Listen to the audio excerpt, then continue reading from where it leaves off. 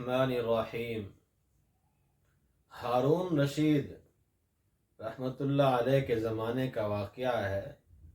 ایک شخص اپنے بیٹے کو ہارون رشید رحمۃ اللہ علیہ کے دربار کے اندر لے کر حاضر ہوا اور کہا کہ یہ میرا بیٹا ہے، اس کی عمر 5 سال ہے اور یہ قرآن کا حافظ ہے۔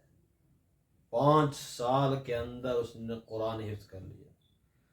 ہارون رشید کیونکہ خود بھی قرآن کا حافظ تھا، اس نے کہا کہ میں اس سے قرآن سنوں گا، امتحان لوں گا۔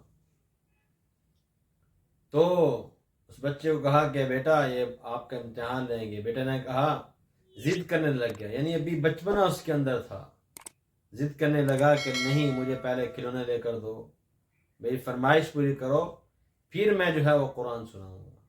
باپ نے کہا ٹھیک ہے، تم بادشاہ کو جو ہے قرآن سنا دو، پھر تمہاری فرمائش پوری کی جائے گی۔ تو ہارون رشید کیونکہ خود بھی قرآن کا حافظ تھا، اس نے 5 جگہوں سے اس بچے سے سنا اور بچے نے صحیح 5 جگہوں سے قرآن سنا دیا۔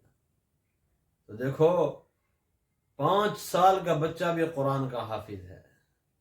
بات یہ ہے کہ انسان اس چیز کی تڑپ تو رکھے کہ ہماری اولادوں کے اندر قرآن آ جائے، ہمارے سینوں کے اندر قرآن آ جائے۔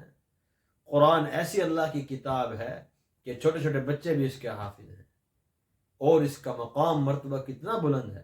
اس لیے ہم بھی اپنے بچوں کو حافظ قرآن بنائیں۔ السلام علیکم۔